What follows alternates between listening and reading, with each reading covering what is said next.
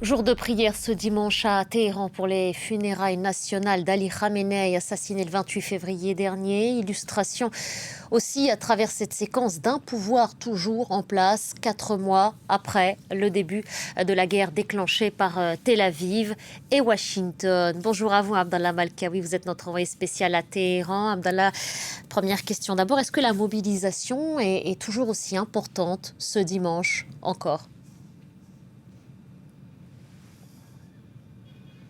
Oui, alors le nombre de personnes a nettement augmenté aujourd'hui comparé à hier. Des centaines de milliers de fidèles se sont rendus à cette prière selon les autorités, à la salle de prière de Téhéran pour accomplir la prière mortuaire ou Salat al-Janaza, comme on l'appelle. Parmi eux figurait Ahmed Vaidi, commandant en chef des gardes de la Révolution. Les rues avoisinantes ainsi que celles menant à la salle de prière, comme celle où nous nous trouvons, étaient noires de monde dès le matin. Selon les autorités, l'affluence devrait atteindre son maximum demain lors du cortège funèbre dans les rues de Téhéran, avec entre 15 et 20 millions attendus dans les rues de Téhéran.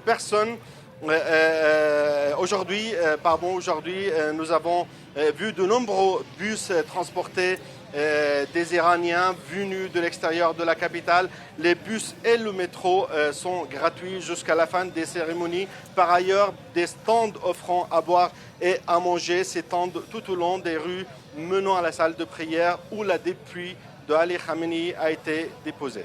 Au moins une semaine d'hommage avant l'enterrement de l'ancien guide suprême prévu jeudi prochain à Abdallah. Il y a aussi eu des réactions à Téhéran et vous les avez notées après les déclarations du président américain se vantant, et je le cite, d'avoir mis une raclée à l'Iran.